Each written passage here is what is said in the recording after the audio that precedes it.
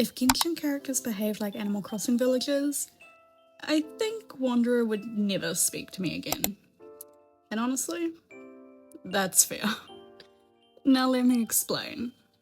It's the morning of the 5.8 Genshin drop, and like every single year for the last 3 years, I have come crawling back to this game.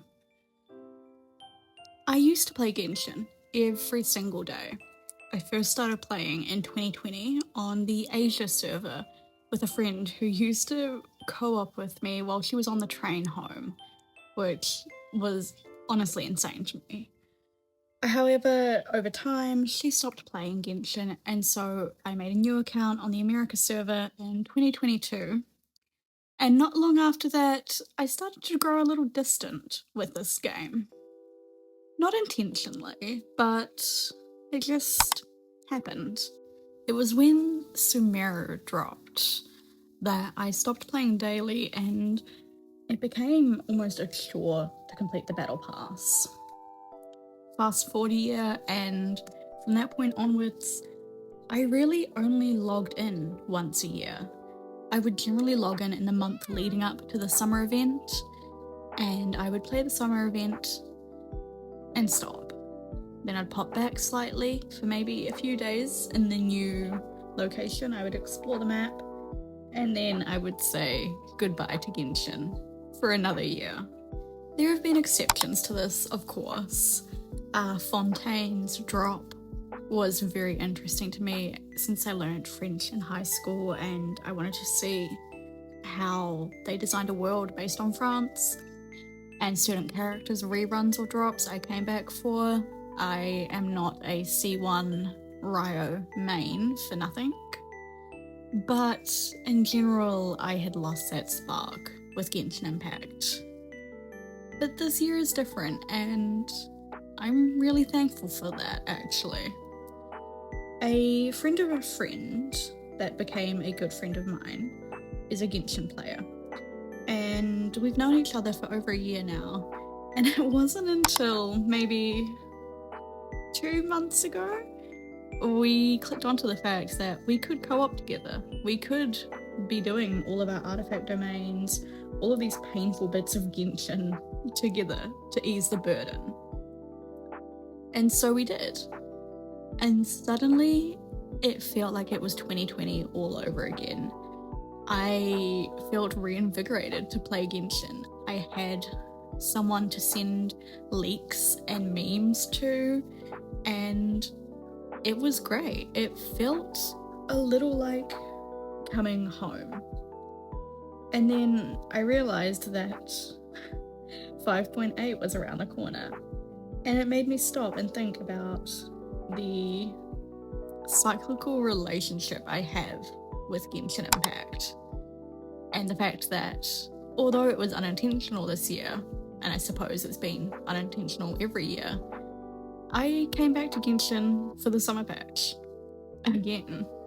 I know it's not the most mind-blowing thought or revelation to come across, and maybe some other people do the exact same thing, but it was just really surprising when I clicked onto it this year that the summer patch is my Genshin moment. It's the one time of year where I feel like I can lose myself in the story again because there's so much to explore. And honestly, after exploring 5.8 for a few days, I feel like that's true. The new area is so amazing. It's filled with colour and vibrancy. There's new methods of movement. There's just new everything, and it feels like a breath of fresh air. Which I think is why I love the summer event so much, because it always feels so unique. And up until this year, it's also always been something that is time-gated.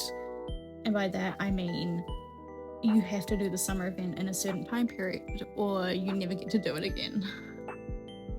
Nowadays, that's not such a thing, as 5.8 is now going to be a permanent map inclusion. But I still feel that drive to log in and I actually try to 100% this map area and finish the story. And I think some of it is just from that freshness. These little creatures whose names I cannot pronounce are the funnest things to play as in recent years. Movement with them feels so fluid and easy. And just running around and painting things.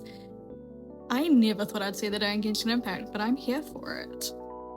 I'm genuinely excited about the lore drops that we're getting and the characters that are upcoming. I started as a Xiao main. Well, that's a lie. I started as a Razor main back in the day, and my first 5-star main was Xiao. Then it swapped from Xiao to be Wanderer, who is still one of my 2 mains, and then it became Ryo as well. I can foresee that Flynn's will become a new main just based on his appearance alone, and it's funny because I feel like who you main says so much about you as a person.